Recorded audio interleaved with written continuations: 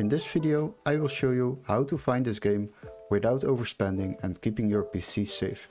So the first step is open Google and go to the Google search bar, and before we start I would like to ask you to subscribe to our channel and like the video.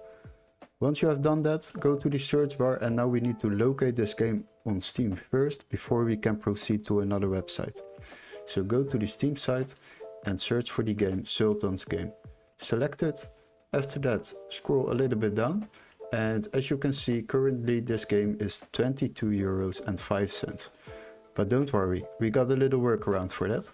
What you need to do is open the link in the description of this video where it says find game here. Click on that and you will be redirected to this website. Now what you need to do is search for the same game. After that, select games on the left side and then sort by price lowest first. So once you have done that, you will find this game already for just €15.60 compared to the €22.05 on Steam. So if you want to save yourself a bit of money, then you can purchase this game through this website.